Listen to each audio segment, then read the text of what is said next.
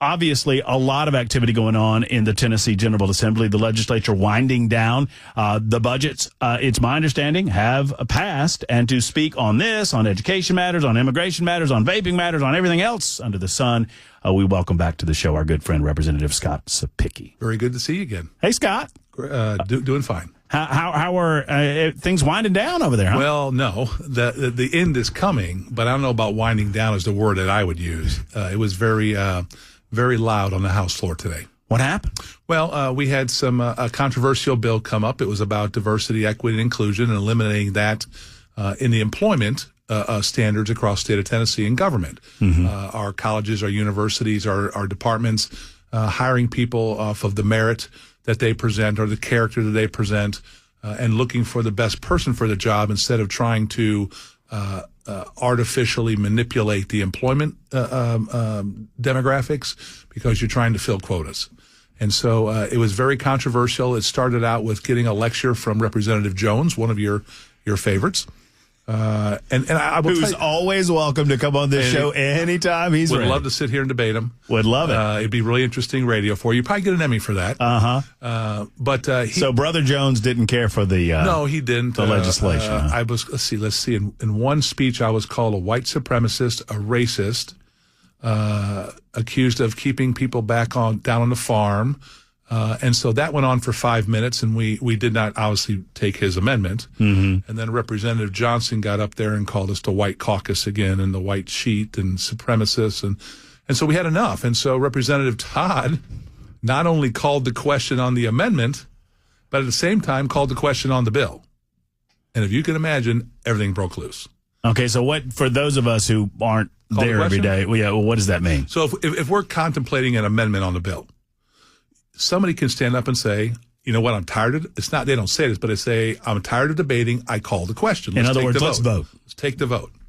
And you can object to that. Well, today, not only did we call the question on the amendment we were considering, we called the question on the bill before us at the same time. And I'd never seen that before. I didn't know if it was actually possible, and we found out it is. It's a valid motion.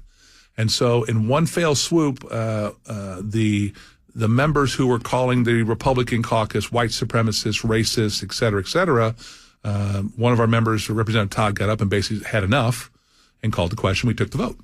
And we reaffirmed that decision that, yes, when you come to the state of Tennessee, you will be hired in government and colleges and universities off of your merit and character and what you bring to the table. I'm guessing that the very vocal minority in the Democrat Party, they were very upset. Yes, both of our friends, the one from Mr. Justin Pearson from Memphis and Justin Jones, were visibly upset on the House floor. And I tried to console them and calm them down, but it was to no avail. Well, good for you. You're always, you do try to soothe when the emotions run high. Hover if I have to. Sure. Absolutely. Yeah. Well, your frame is good for hovering. Yeah. Cepicky. Just to be able to give emotional support. You and I were talking, and look, you and I are friends. I love the representation that you offer Murray County in your district. And so, friends can disagree on certain issues. And I think we maybe disagree on this primary bill, although you might be able to swing me over to your side now that it's costing the state $8 million, which I didn't understand on the front end. We had Representative Lee Reeves, who described the bill and the explanation behind the bill. You have just said this to me, so I think it's safe to say that you feel like this is a local matter and the state should not be involved in telling local governments how they engage in their primaries. Right. This was a tool in their toolbox at the local level. It's more effective, obviously, in the smaller rural districts when the cost of a primary could be detrimental to a county commission's budget. In Murray County, we've run caucuses now since I was chairman in 2014. Very successful. We set the records. I think we've set the records every year we've had one for the most attendance. We try to be very, very conscientious of choosing a time that people can get there, making sure we advertise it enough out in advance. And if you have a conflict that you may not be able to get there on that date, try to accommodate those individuals with absentees. Now, that bill's passed, right? It's law. Okay, move on with life. I've got 1,000 more bills I have to vote on. And I think reasonable people, I mean, that's a reasonable disagreement. You're like, it's a local thing. I'm like, well, I think it's a better way of building the railroad. Sure. What I don't understand is it did not have a cost associated with it on the front end. Right. And then on the back end, we learned that it's costing $8 million. $8 million. And so in the presidential election year, if we would call for a primary at the local level, that coincides with the presidential preference ballot, right? So the state pays for that, right? So sure. If the state's footing the bill, the locals can put as many things on there as we want because we don't care. We're paying for it. It's fine. In the off election year, like when we choose our governor, well, if you call for a primary, the locals have to pay for that. Mm-hmm. And so what has to happen is, coming up next year for 2026 in the fall, your local parties are going to have to let the election commissioner know in their specific county that they're going to call for a primary of their local candidates. And then that election official has to go to the county commission and say, hey, when you do the budget, I need X amount of money to run the election. Well, because we passed this piece of legislation, I do not like unfunded mandates. Mm-hmm. So leadership came up with this idea of, you know what, in 2026, since we told you have to do this, then we're going to fund it with $8 million. Normally when that happens, that's a bill. Right. And so we just made it an appropriation, which means in 2030, we'll be right back here where we are again. Are we going to fund it with $8 million or what are we going to do? You have to reappropriate the money. Every 4 years. And that money has to come from somewhere. And it did. It came from a bunch of programs that got cut. One of them is close to your heart, the Duck River. Talk to me about that. So we are trying to solve, not just Murray County, but we're trying to solve water issues for southern Middle Tennessee. One of the reasons, and I'll talk about this later, is one of the reasons why we have such a problem on Interstate 65 that everybody's complaining about is because our county commissions and our aldermen have approved thousands and thousands of homes in southern Middle Tennessee. Well, if each one of those has 2 cars, I have more people on the interstates, but I also have more people consuming water. Mm-hmm. And so we're working on a solution where at the Tennessee River, we're going to possibly bring a pipeline up from the Tennessee River because it has a huge amount of water that's available to us and start to use that to supply water to southern Middle Tennessee. Therefore, the Duck River, the Harpeth River, you start to take some of the pressure off those rivers and their natural beauty can continue to develop. Mm-hmm. Well, it was $100 million that Governor Lee appropriated, which I was very, very tickled with. Thank you very much, Governor Lee. Well, that got cut by $35 million. Mm-hmm. Now, there's still $65 million in there for seed money, and I'm not being disrespectful at all. I'm grateful for that, right? It's $65 more million than we had to begin with. Right. But I know how much this project is potentially going to cost of up to $1 billion. The closer you have $1 billion? Yeah, that's a lot of pipeline. Yeah. And so it's got to be big enough to accommodate that flow. Man, remember when $1 million was a lot of money? Yes, I do. I mean, you know what I'm saying? Well, I'll tell you what's funny is people ask me this all the time. What's the difference up in Nashville? And as a county commissioner, you talk about millions. Mm-hmm. As a state representative, you talk about billions. As a congressman, you talk about trillions. Right. Same issues, right? Infrastructure, water, education, right? Just bigger scale. It's just bigger scale, right? And so we are working on that to try to see, can we bring water from southern Middle Tennessee? Some of the other projects that were cut were like $20 million for the Nashville Zoo. And so there were, and I know one that's very near and dear to your heart was the $1 million for Men of Valor. Mm-hmm. That got cut. And they still got their non-recurring $4 million, but they lost the $1 million recurring, which is sad. They do a great job with that money. They do a fabulous job. They do. And so it's. But, so where's some of this? Obviously the $8 million that they needed. So where's some of this money being shifted around to? So one of the problems we're facing in the state of Tennessee was our growth, infrastructure, roads. Right, mm-hmm. Our roads. We need to expand roads. We need to have more money for upgrades. So a couple years ago, we put $3 billion into TDOT, and then this year we're going to put another $1 billion. With a B, billion, mm-hmm. to try to get these projects out there. Now I can get into education with the TCAT centers about we need more young men and women who are going to school to learn how to do heavy equipment operators and things like that. But we are trying to put more money out there so that TDOT can get ahead of these projects and start to whittle away at this list. So $1 billion for TCAP, or for TDOT, I'm sorry. We're building a new TCAT center in Robertson County to $37.5 million. Do you know our graduation rates in our TCATs hover about 94%? That's good. 94%. That's and pretty good. Our job placement rate is almost 100. Mm. So those are meaningful, well-paying jobs. Here's the best part. They leave with no student debt. That's excellent. So we're investing in another TCAT. I think we invested close to $1 billion a couple years ago, where we built 3 new TCATs across the state and expanded almost every one to try to get more opportunities there. We got $20 million one-time funds. Now, this is very important to me. $20 million for volunteer fire departments. So those individuals that say, hey, I want to volunteer to run into buildings and save you in the middle of the night, we want to make sure that they have the ability to pull money down to have the best equipment, the most up-to-date equipment to save lives. We also put $5 million in there for I lost my train of thought. I got it here. To rescue squads. Same thing, right? The people that show up to help you in a traffic accident.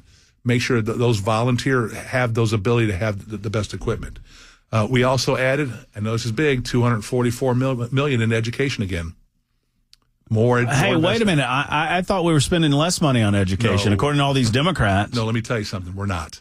Another $244 million for teacher pay raises, for upgrades, to making sure the kids have enough in the classroom. And that's not the Education Freedom Act. That is separate money. Another $244 million in investment. I'm already calling an audible because I'm going to make Cepicky stick for a minute. So we're probably going to do Nincompoops in the News at 6:05 this evening. So I'm just alerting you to that because there's a lot on the table. I got a couple people. Oh, do you now? I bet you do. I bet some of the nincompoops down there at the legislature they don't like you very much. Some of the things people say on the House floor, they probably shouldn't. How do they? Are there not rules? But y'all just ignore it and just move on from it because those Democrats say the nastiest, most awful things. And I thought that there were rules of decorum. Well, okay, so we're at the end of session, right? And I've been on your show since January coming on. Have I ever complained about this yet? No. It's because they wait till the end because they know their time for publicity is running out. Mm-hmm. And so they have to be bombastic on the House floor. And what they're looking for is a reaction from us. Well, if I don't give you the reaction, you can't argue with yourself. Fair enough. And so, you know what? I know how you're going to vote. You can argue all you want with me because I know how you're going to vote. You're irrational. You're not making a valid argument. And we're going to do things that are good for 7 million Tennesseans. And so, Scott Cepicky holds his water while leadership just lets them stand up and they get their time and you just start the stopwatch, give them their 2 minutes or whatever it is, let them talk themselves out and let them vote. And then you vote. Ken Weaver just mentioned the hemp legislation or weed legislation. Yes. Are you familiar with this legislation vaguely? Yes, enough to be dangerous, but yes. I mean, I know we banned the THCA. That's the cooked stuff, That's right? the stuff that you buy as a bud or a flower, and then when you heat it through fire, the THC levels go through the roof. Right. And so we said no more of that. Because that's just kind of a loophole to pot. It's not a loophole. It's a gaping hole. Right. And so people were buying the flour, taking it home, heating it, and it's basically, almost full-scale marijuana. Right. THC level-wise. All right. Well, I mean, that's, and folks get to decide. I mean, my libertarian streak runs wide with that kind of thing, but I understand where I live, too. And I get it. And it's really, and I feel kind of this way on the vape bill, that I don't vape. I don't smoke, so, it's no skin off my nose either way. But I do hear from business owners that are like, hey, this is going to impact my business. I don't have a problem with them cracking down on folks that are doing it the wrong way, but crack down on the wrongdoers, not on people that are law-abiding. Talk to us about the vape stuff. I think what happens sometimes is the pendulum swings past common sense where it should go to, and then we get feedback when we come back. Over the summer, we'll get feedback, and then it'll be dialed back maybe a little bit to get it in a more a common sense spot. Mm-hmm. I'm in education, and so I see and this is not an exaggeration, folks, I see the 55-gallon barrel drums that are full of vape products that our SROs confiscate when they go to our high schools with our kids. We did pass legislation to make stiffer penalties for those individuals that are selling to minors. We kind of closed some of the loopholes on some of the shady stuff in the vape industry that people are trying to get their hands on.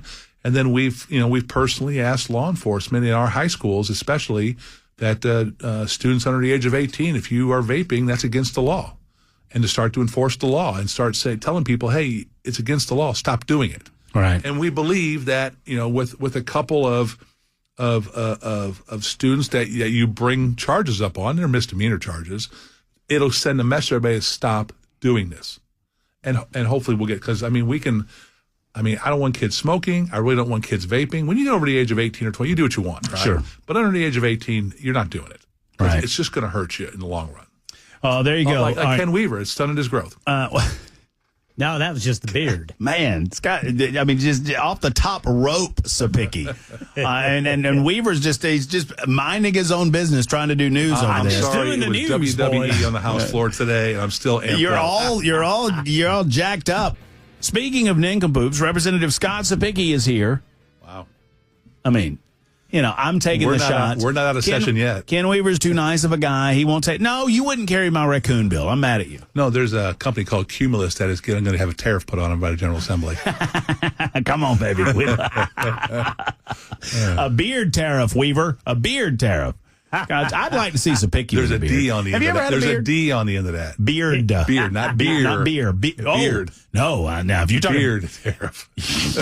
you want to talk about upsetting your constituency in Murray County. I'll be done. Start talking about a beer tariff. I'll be done. I'll be done. Yeah, have you ever had a beard? No, never. Huh. I've been clean shaved my whole life. And you've never smoked?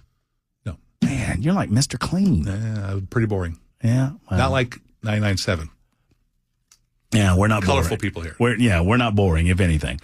Let's talk about schools. Sure. And your area of focus is always education. It's been a good year. I would say so. Been a very good year. I would say so. Obviously, it started in the special session for those supporters of the Education Freedom Act.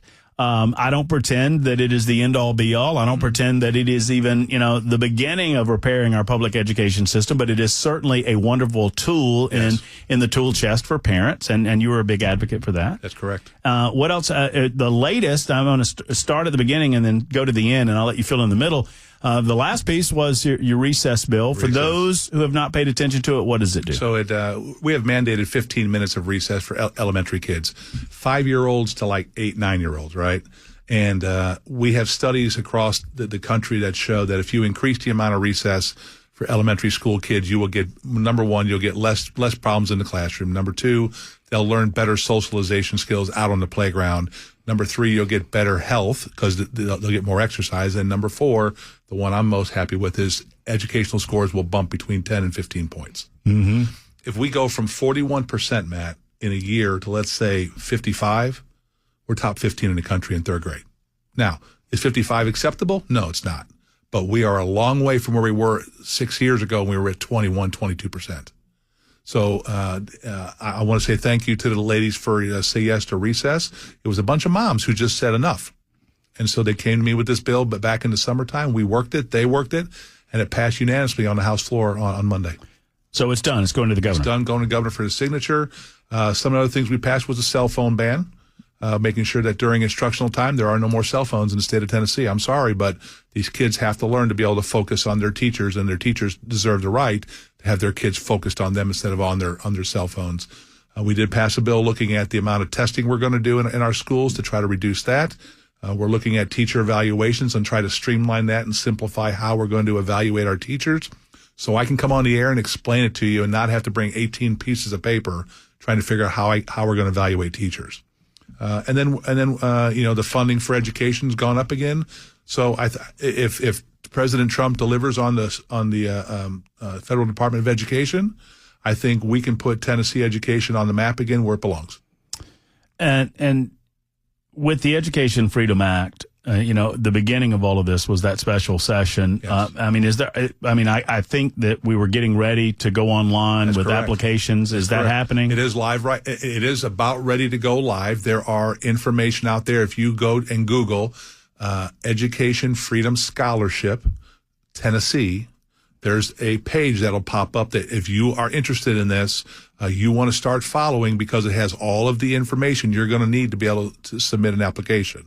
So that is all live right now to let people start gathering that information. And I think, if I'm not mistaken, either right now or within a week, it's going to go live where you can start filling out applications. There were several folks are commenting on a number of pieces of legislation, and 1087 wants to ask, and I don't know what's behind this question. I don't know if he's characterizing it properly or not, but I'll ask. Ask Scott why he wanted to sell TWRA land in Murray County.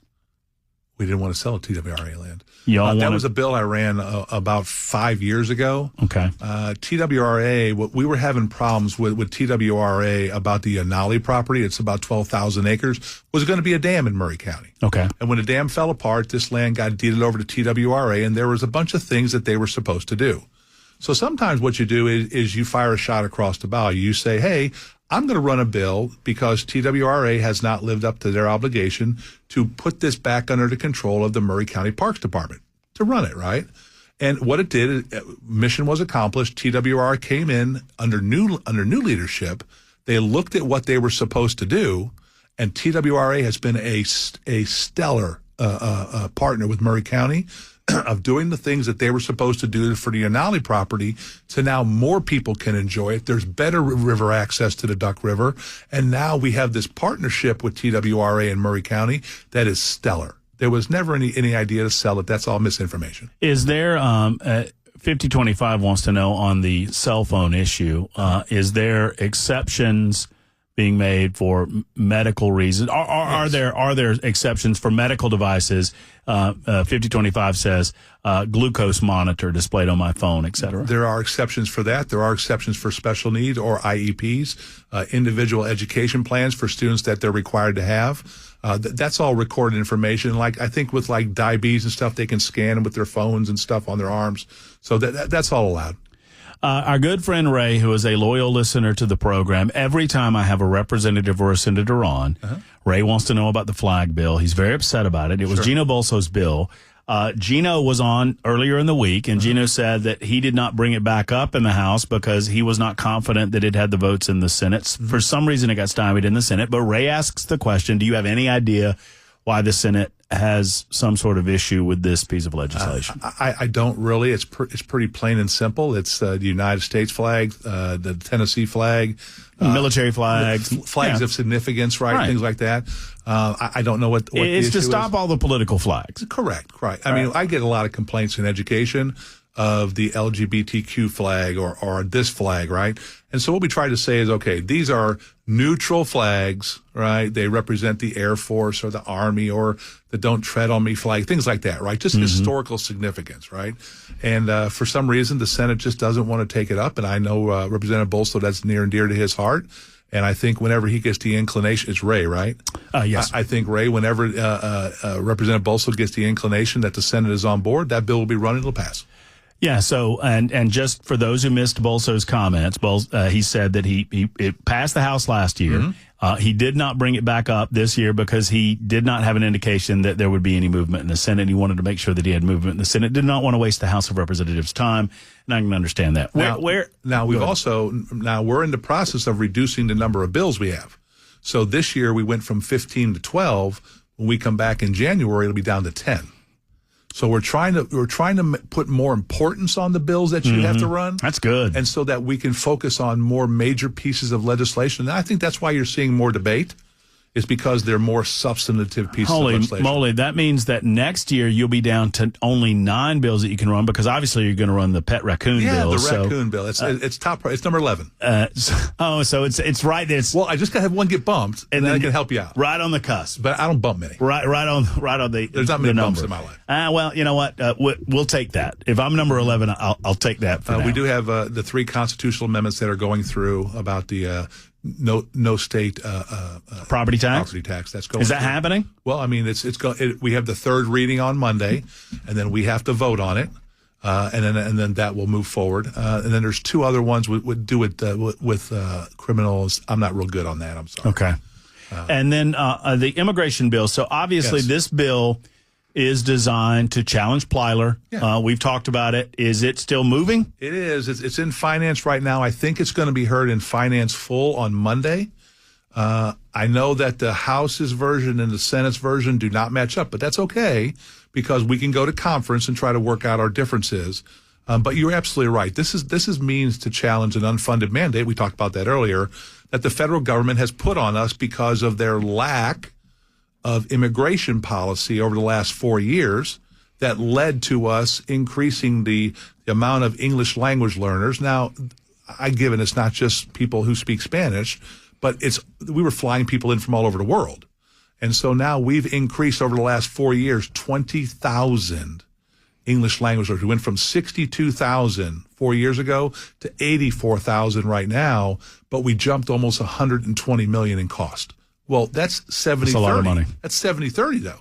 So if we increase 70%, that means the locals have to increase 30%. And we're saying, wait a second, if we don't have any say in having to regulate how many people can come into Tennessee because they've already come across the border that you've allowed, then either one of two things have to happen. We have to have the ability to regulate it ourselves in who we're going to educate, or you got to send us the money to do it. Slip those phones on. You got one question coming in from Frank, who's on the road, who has a question for Scott Cepicky. Frank, you're on with the representative. What's on your mind? Yeah, Scott, how do we get legislation? The last two raises for teachers to come through the governor, the administration has kept 60 to 70% of those raises for, quote, administrative fees. How do we get legislation written so the raises actually go to the teachers? So that is a great question. That is a challenge that we've been trying to meet.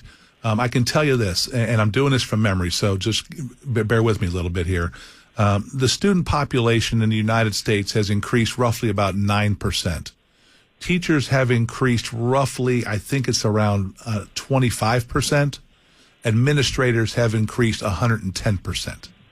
So we have more top heavy bureaucracy in education, and a lot of that money are tied up in those big salaries, which is eating up a lot of money that could be going to teachers. And so I think what you're going to see here is we've got a study done that was crafted this year by, I think it's the comptroller, that's going to look in Tennessee of see how many administrative people that we have created above and beyond what we've normally had, and look at the disproportionate wages there between everyday teachers in the classroom and administrators, and see if we can get a hand on that. But that's a great question, and hopefully next year I'll have a real good answer for you on how we're going to handle that. Thank you. Yes, Thank sir. you, Frank. Appreciate you. Just want to clarify something. Kathy wrote in and said, Matt, I'm sorry, this wasn't Kathy. This was 7436 said, how do they think that 15 minutes on the playground is enough? That was the point. We don't believe that it's enough. And now it's going to 40 minutes. Right. So it's a mandatory minimum of 40 minutes for elementary school Plus, kids. they get 30 minutes of PE every week, too, now. Right. Okay. So we are going to get kids outside. I'll tell you, and I'll be real quick on this. When we had testimony come in, I think it was from Warren County, the superintendent said that they're bell to bell, Matt. There's no cell phones bell to bell. Uh-huh. He had to get a whistle for the lunchroom because kids are talking to each other again. That's great. It used to be dead quiet, and now kids are talking to each other, which can only yield better results. And they're going to be out on the recess. They're going to be on the playground. And I mean, my biggest memories of elementary school, and I was believe it or not, I was a pretty good student back in that day, but on the playground. I mean, just the interactions that you had, the friendships that were bonded. I mean, those types of things like that. Yeah. And you get the exercise. You learn that you don't get the ball all the time, right? Sure. And you learn to give and take and talk to each other. But what you do is you personalize each other again. You start having conversations with your friends again. And so that's the goal. I'm very excited about this year. It's been a great year in education, and hopefully we can TCAPs are getting ready to start. So all be focused on that, right? Making sure that this gets rolled out and everything goes well, third grade retention, things like that.